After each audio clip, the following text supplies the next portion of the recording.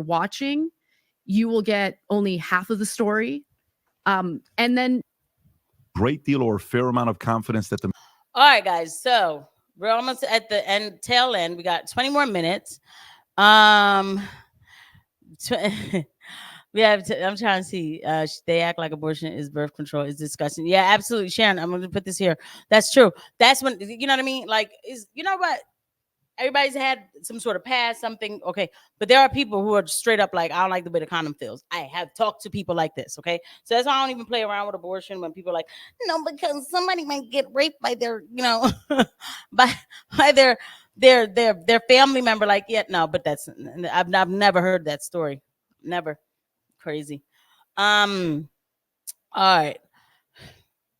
20 more minutes. Let's get it popping. Nothing is real in reality TV yet. For some reason, it's in the title. I know.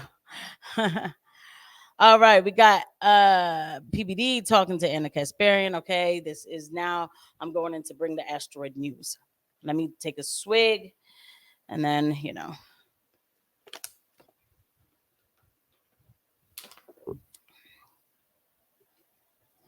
But I realized that I was so unhappy with what my future would have been if I stayed at CBS that I just decided to take that risk and figure it out from there. And look what you guys have done now. The two of you guys. It's amazing. Great story. Thank you for sharing your story.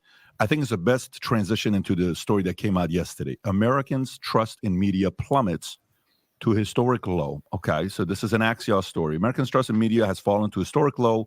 According to new polling from Gallup, trust in media has previously dropped to 32% in 2016 before rebounding slightly. Those gains have essentially been wiped out. According to the poll, only 32% of the population reports having a great deal or a fair amount of confidence that the media reports the news in full, fair, and accurate way. The only other time in recent history that trust had fallen to 32% was in 2016. In some cases, the sentiment is worse today. Record high number of Americans, they don't trust the media at all.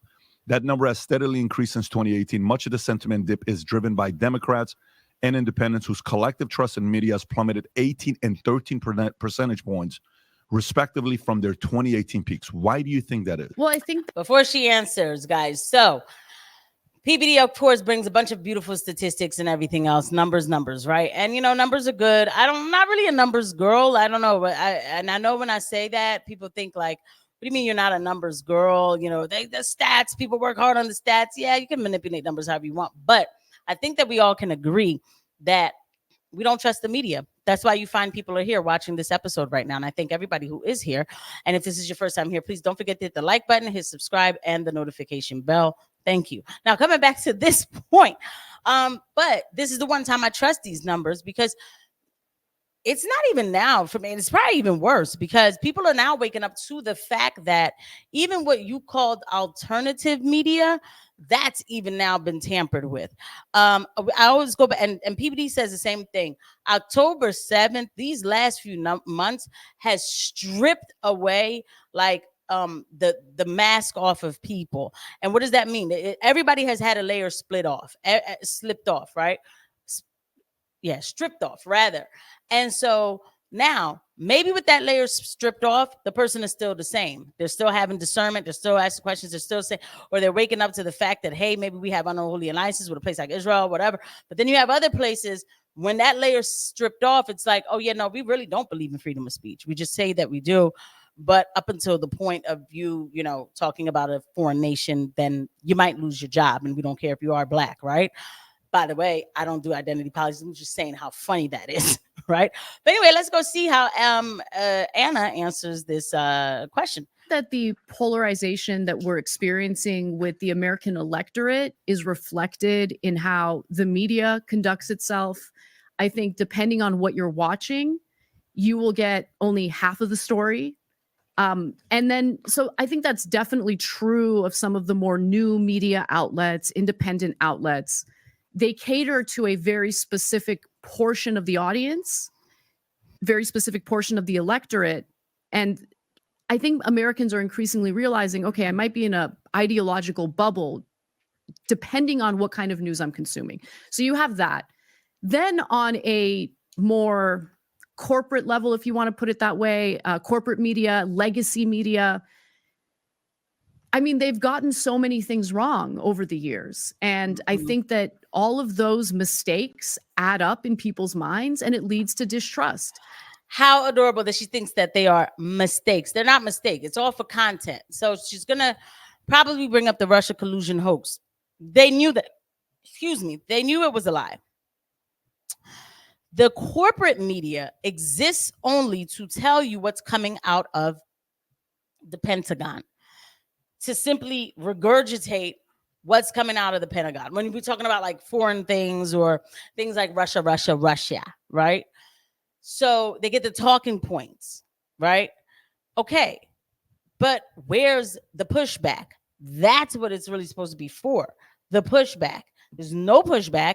The Pentagon tells us weapons of mass destruction. We regurgitate weapons of mass destruction. That's it, right? Okay, but I think a lot of people woke up to that, especially for me with the Ukraine war. When I heard Fox News sounding just like MSNBC and CNN, whatever the heck, I said, oh, no. I was like, I got to figure this thing out, and I got to figure it out quick. And I started watching The Gray Zone. I started watching the Duran, Jimmy Dore, to go to Jimmy Dore, who's awesome, right? A lot of other channels, right? And I was like, and then I noticed too, because she says that they cater to their electorate. I said, conservatives can't even deal with geopolitics in a controlled manner, because I call myself, okay, I am a Christian first, America first woman, right? But at the time I was calling myself like conservative, MAGA, stuff like that, right? Okay. But then I noticed, I'm like, these people just want to just be patriotic because they've been dumbed down so much with the we hate America, that it's like, no, America can't do any wrong. No. That's not true. We are a vassal state for Zionism.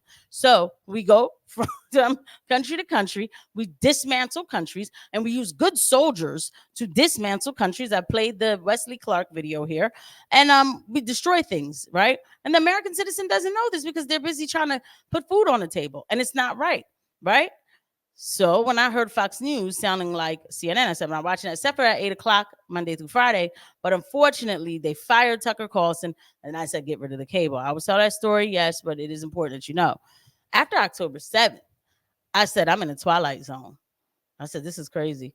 Because at least people were complaining about Ukraine. They said, we don't have enough money for Ukraine. I said, yeah, we don't. And then Israel happened October 7th. They said, no, we have to stand with Israel. I said, wait a minute. If I don't have $5 for Tom, how do I have it for Harry? That doesn't make sense to me. And then I found out, like, okay, this whole thing is just okay. And then Twitter is where I was getting all my updates on Twitter Spaces. I've said these names before: Suleiman Khaleesi, those Spaces. That's where I was getting all my updates. And even the Duran was saying that's where people are getting the information is on Twitter. I couldn't even trust. And the Gray Zone was still doing the right thing. Jackson Hinkle, the Duran, but the Duran really stays focused on the Ukraine war, right? But it woke people up to what's going on in America, that we got a lot of people gaslighting, like, oh, yeah, we believe in freedom of speech and we want to tell you all the truth, except for this one. PBD even said it himself on the trigonometry. Said people found out. Okay. So I'll give you an example that I think you guys are probably definitely going to agree with. But then I'll also talk about it in the context of some of the stories that I got wrong because I relied on legacy media. So in the lead up to the Mueller report, if you were consuming the New York Times, NBC, if legacy media was what you relied on for your information, you were under the impression that without question, the Mueller report will prove that Donald Trump had colluded. There was a big conspiracy between Donald Trump, Vladimir Putin, and Russia. The report did not bear that out. And it was I just felt like I was misled by a lot of that reporting. I felt like a sucker for buying that reporting. So that already was like a major hit when it came to my trust in corporate media or legacy media. Then I saw the way they treated Cenk Uygur when he ran for Congress. The lies they told about him were outrageous. And I was like, oh my God, I don't know what to believe from them if they are willing to literally take an interview he did with David Duke. That was a super heated interview. Cenk was not friendly to him. I mean, they took a sarcastic comment that Cenk made in the context of that interview, and they reported it as if he was like he wasn't sarcastic, like he meant what he said. And you go back and you watch that interview, you watch that statement, And you're like, no, it's very obvious he's being sarcastic. But you still can't virtue signal when you interview somebody like David Duke, right? If you really want to report the news, you need to go investigate it on your own and have a real discussion instead of a battle. If you decide to interview somebody like David Duke, I suggest you sit down and ask him questions and actually listen to what he has to say. I'm going to come back to David Duke. But Anna, you're a journalist and you are relying on the legacy media for news. You didn't have any discernment, any question. Did it not make sense? I mean, did it not make sense? You did, so it all made sense. Because even when they were telling me that Russia colluded with our, elections and everything, and I was parroting that dumb stuff. I telling you, man, when I woke up to a lot of the lies, I was like, I will never let this happen to me again. I don't care where the truth goes. It will never shatter me so much that I can't deal with it, that I'd rather take the lie. So I really thought Russia was up in our systems without any evidence. They didn't have evidence either.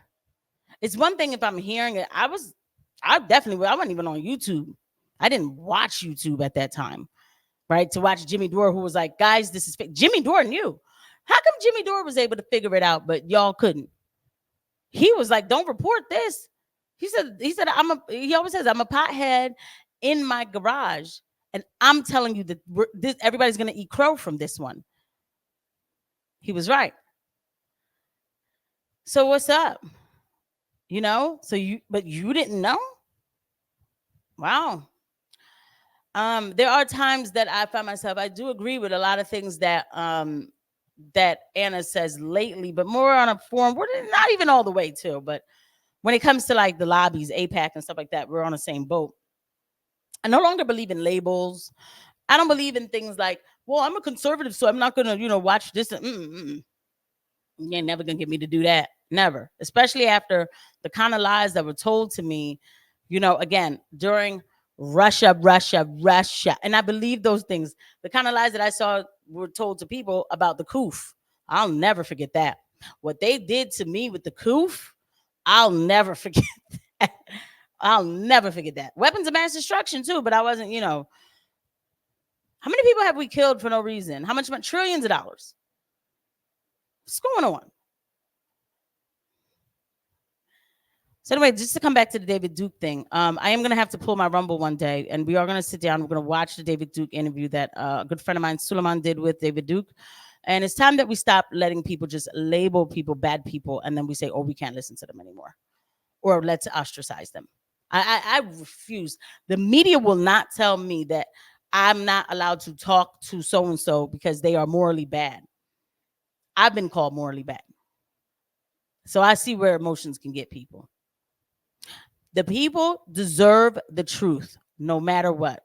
And it is your duty when you decide to take a mic and talk and say, hey guys, I'm here and I have something to say to you. And I think that you should listen.